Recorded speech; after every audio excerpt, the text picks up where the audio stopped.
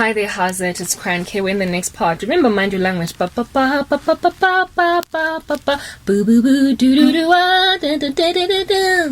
Yeah, that Chinese girl in Mind Your Language, there was something very ominous and eerie about how it is that they were allowing her to continue like that, because literally China, what it was then is now what it is now, today. It informed, instructed, and educated what in the world China is today. And so we're basically all kind of screwed because of China. But thank God we're leaving. Rapture and tribulation. Come Jesus, come. Marry not bound to love. Okay. Yeah, that had to happen. Leave me alone. Okay. So you can understand how it is that China is like Pinky and the Brain trying to take over the world, and how they will likely almost succeed. Only look at what they did at the beginning of the pandemic. Alright? They were the first ones to go and lock everybody up. They're still busy doing that, by the way.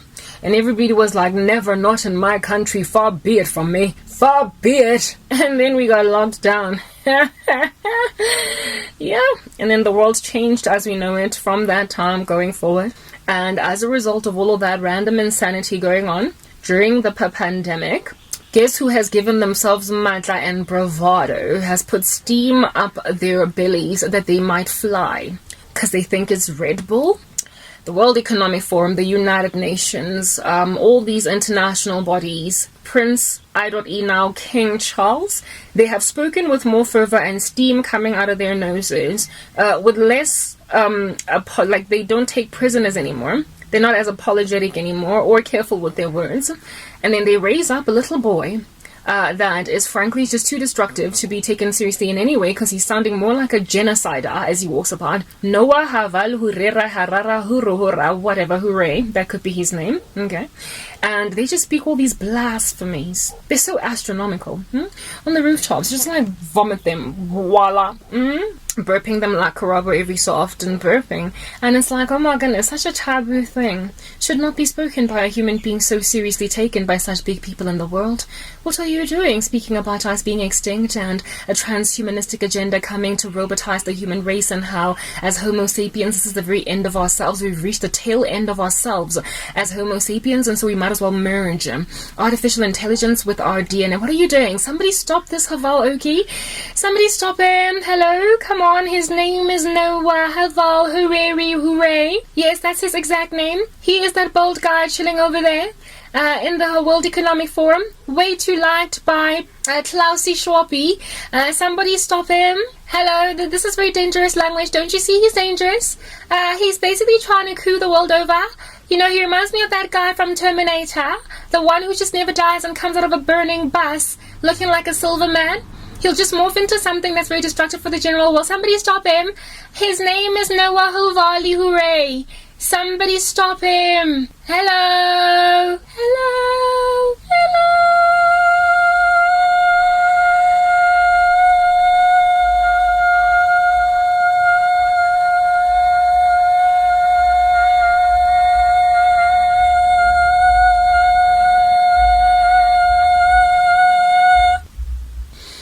Yeah, that's what it is, that anybody trying to highlight that Noah is quite unruly, just, you know, ends up like that girl that was crying on the rooftops trying to get heard. Yes.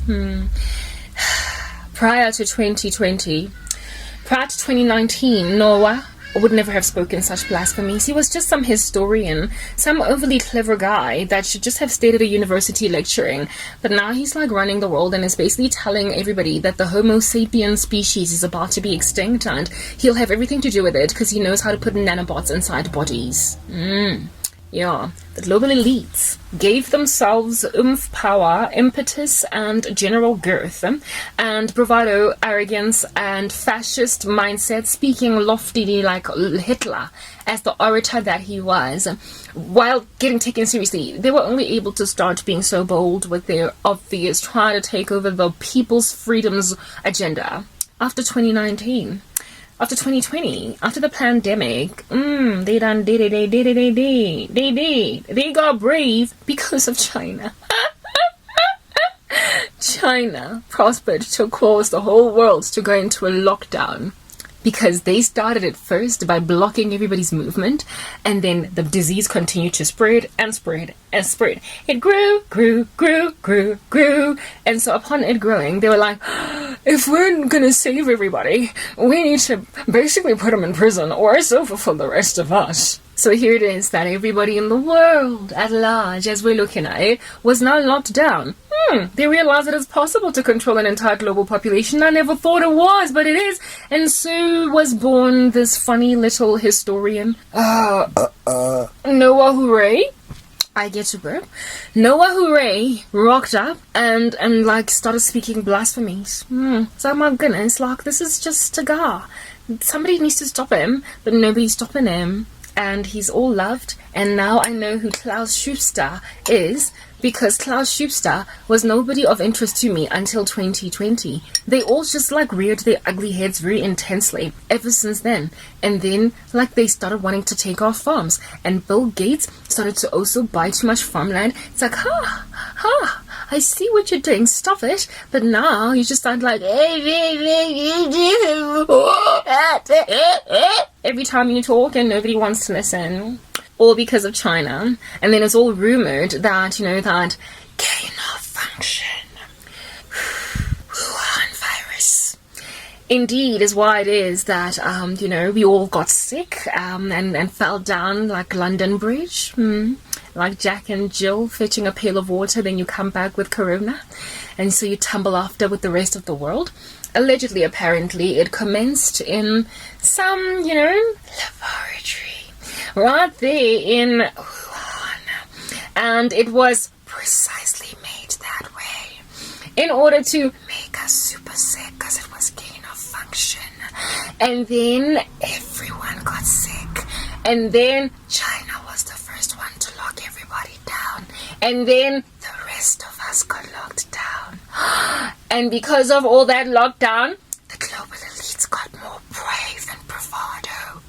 They decided that, hey, this is the perfect time to restore to ourselves all the power we lost at the Tower of Babel. And then, now we're going to even take away 30% of their farmland because they are emitting too much nitrogen. Never mind carbon, even though we have got a 60-car convoy going to the COP27 conference. And then it was over for us. All because of the Wuhan virus. Siso Sasa. I didn't say virus. I said Cyrus. Okay. Herein lies the world now being a little less leg-roomy as it used to be because of China. Because of China. Do you not see how this country is so stealthy and yet so successful that they are going to literally uproot you, America, as you look at it today? You pride yourself in having dollars. About that being maintained as a thing. Ping or Xi and Putin both are megalomaniacal, and they both want to take over the world, and they've got a temporary alliance right now to like knock out the superpower that is much too powerful for them to knock out the way that is the United States. But understand that Ping or Xi is going to turn his face against Putin eventually, once America has fallen. Not that it's anything for you to mind if at all you know Christ, because you will be gone in the rapture when all that stuff like flies out the curtains.